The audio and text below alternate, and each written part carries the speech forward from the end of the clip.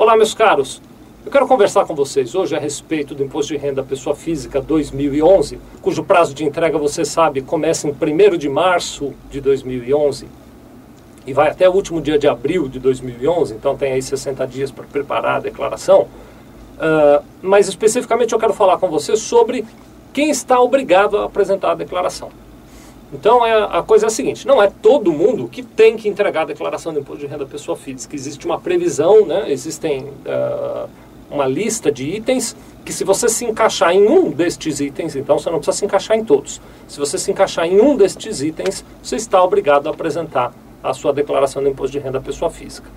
Quando eu falo a respeito de uma lista de itens, nós vamos falar de itens que aconteceram em 2010. Então, se aconteceu uma dessas coisas com você no ano de 2010, você deve apresentar a declaração do Imposto de Renda 2011 nesse período que eu já mencionei. Para ajudar, pedir ajuda do Felipe, ele vai botar aqui a luzinha do lado, eu vou te contar, ele vai botar o texto aí para você acompanhar, e eu vou te pedir licença que de vez em quando eu vou dar uma lida aqui no meu computador, porque a minha memória não é tão grande assim para eu decorar tudo isso. Então vamos lá, o primeiro item que existe é o seguinte: está obrigado a declarar Imposto de Renda Pessoa Física 2011 aquela pessoa que, no ano de 2010, recebeu rendimentos tributáveis que tenham sido superiores a R$ 22.487,25. R$ 22.487,25. Então, o que é rendimento tributável? São salários, por exemplo, rendimentos de aluguel, rendimentos da atividade de profissões liberais, como dentistas, médicos, psicólogos, engenheiros, advogados. Então, esses rendimentos, se a soma deles em 2010 superou esse valor de R$ 22.487,25, você está obrigado a apresentar a declaração do Imposto de Renda. Tem um detalhe: se você recebeu menos do que 22 mil, mas somando os rendimentos dos seus dependentes ultrapassou 22 mil, você tem que botar lá na declaração, tá bom? Segundo item por qual nós vamos falar é o seguinte: se no ano de 2010 você teve rendimentos isentos superiores a R$ 40 mil, você está obrigado a apresentar a declaração. Quais são os principais tipos de rendimentos isentos que existem? Então, vamos destacar alguns aqui. Tem uma infinidade deles, mas vamos destacar alguns. Se você recebeu lucros, você é dono de uma empresa e recebeu lucros dessa empresa e os lucros distribuídos superaram R$ 40 mil, você está obrigado a declarar. Se você não é dono de uma empresa, vamos imaginar que você é um estudante universitário e o seu pai lhe doou dinheiro. A doação de pais para filhos é um rendimento isento. Mas se o total do dinheiro doado no ano de 2010 superou R$ 40 mil, você está obrigado a declarar. Então, rendimentos isentos maiores do que 40 mil, tem que fazer a declaração, tá bom?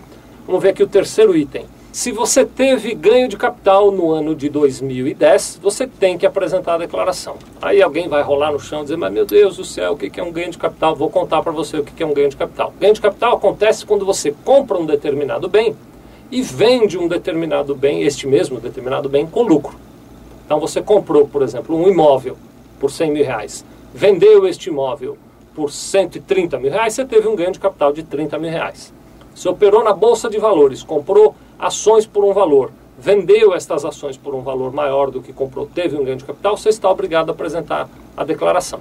Tem algumas exceções, essa regra é um pouquinho complicada, mas em linha geral é essa. Se você teve ganho de capital, tem que declarar. Se você nos procurar, eu vou poder te dizer mais especificamente, você que é cliente aqui da Sevilha, eu vou poder te dizer mais especificamente se o teu tipo de ganho de capital tem realmente que apresentar a declaração, tá bom? Vamos lá, quarto item, deixa eu dar uma olhada aqui no quarto item. Se você teve atividade rural. Então você que tem um imóvel rural e teve rendimentos, receita bruta no ano de 2010 da atividade rural, superior a R$ 112.436,25, você está obrigado a fazer a declaração. Interessante esses números, né? 112.436,25. Por que não 113 ou 112, né? Mas enfim, vamos lá. Tem também a previsão de que se você tem uma atividade rural, teve prejuízo acumulado e quer fazer compensação, você também é obrigado a fazer a entrega da declaração, tá bom? Mas isso só vale para quem tem propriedade rural, uma fazenda ou coisa parecida. Vamos lá. O item 5.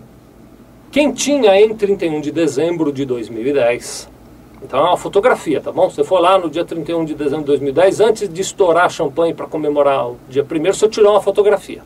Se na hora da champanhe você tinha a propriedade de bens e direitos cuja soma dos valores excedia R$ 300 mil, Então, se pegar teu carro, tua casa, tua poupança, previdência privada, do tipo VGBL, aplicações, ações, aquele monte de coisas que eu sei que você tem, se juntar tudo aquilo e deu mais do que 300 mil reais, mesmo que você não se enquadre em nenhuma das outras situações, você é obrigado a apresentar a declaração.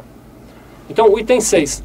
Se você não morava no Brasil, morava em outro lugar e passou a residir no Brasil em 2010, quando eu falo residir no Brasil, eu estou dizendo de residir com visto definitivo, com RNE e tudo mais, né? Então, se você não morava no Brasil, passou a residir no Brasil em 2010, você é obrigado a apresentar essa declaração também.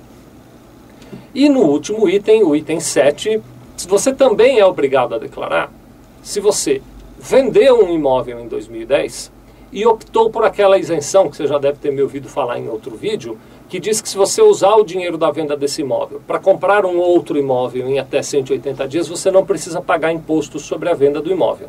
Então, se em 2010 você vendeu um imóvel, usou o dinheiro desta venda para comprar outro e, portanto, não pagou o imposto de renda pela venda do imóvel, você tem que apresentar a declaração. Não quer dizer que você vai pagar imposto, mas você tem que detalhar a operação que foi feita, tá bom? Então, essas são as 7 condições que podem te obrigar a apresentar a declaração de 2011, lembrando, antes de finalizar, que você não precisa se enquadrar nas 7. Qualquer uma delas que você se encaixar, põe você na lista de quem é obrigado a apresentar a declaração, tá bom? Muito obrigado.